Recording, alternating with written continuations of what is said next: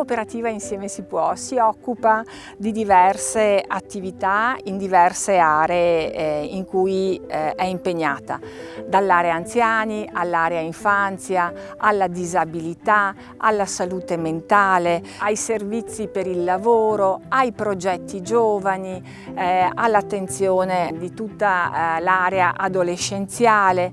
Siamo particolarmente attenti alle attività di formazione e anche siamo molto impegnati nell'area delle politiche per il lavoro. Inoltre la cooperativa svolge anche servizi di pulizia e proprio da quest'anno Insieme si può è diventata cooperativa multipla di tipo A e di tipo B. Insieme si può, proprio in occasione del suo quarantennale, ha coniugato uno slogan che deve in qualche modo condurre l'attività per il futuro.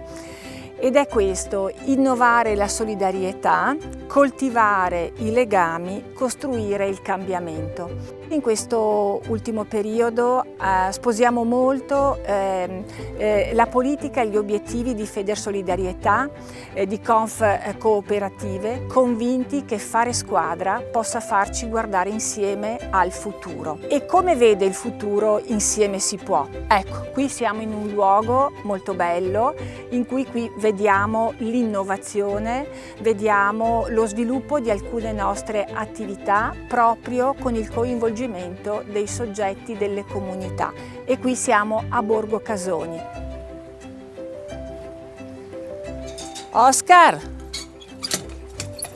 possiamo fare un giro? Quello che vedete è un centro specializzato in interventi assistiti con animali, interventi terapeutici o educativi nella nostra fattoria con asini, ne abbiamo 7, con i 4 pony e poi con i conigli.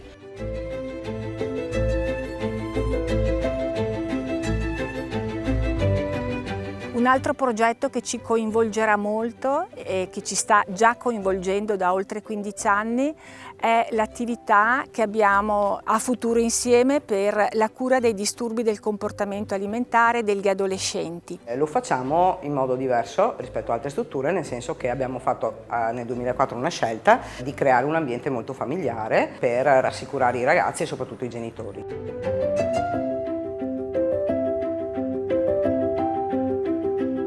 Ma vediamo anche nel nostro futuro formazione, innovazione tecnologica, vediamo relazioni, vediamo comunità energetiche e quindi siamo protesi al nostro futuro.